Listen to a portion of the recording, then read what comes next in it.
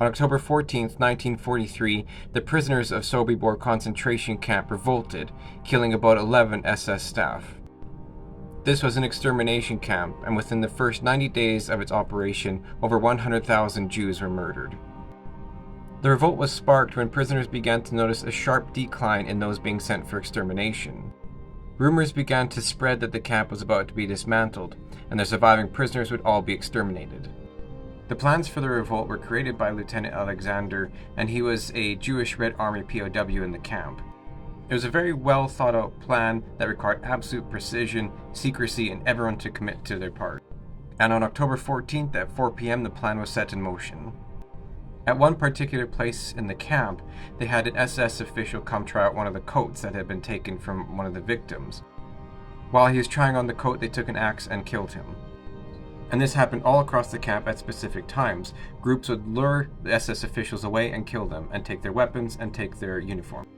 The plan was that when they gathered for roll call, they would unleash the weapons that they had hidden upon the remaining guards, take out the guards at the gates, and take out the guards in the tower. Unfortunately, one of the guards had discovered another guard that had been killed, and he notified the remaining SS within the camp. When the SS did not show up for roll call, the prisoners knew that their plan had been discovered. Lieutenant Alexander stirred the prisoners to action, and they surged toward the front gates. The prisoners had cut the telephone and telegram lines, so the SS were not able to call for backup. When the prisoners surged towards the gates, they opened fire upon them. The prisoners who had taken weapons from the killed SS returned covering fire.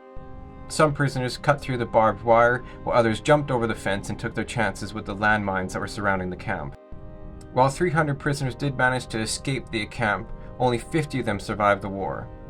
About 100 prisoners were killed in the manhunt. The remaining prisoners inside the camp were all executed.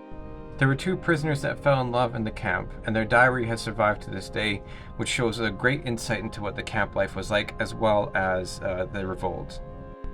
After the revolt, Jews from other concentration camps were brought in to dismantle this camp and to hide its intended use. After it was dismantled, those Jews were then murdered.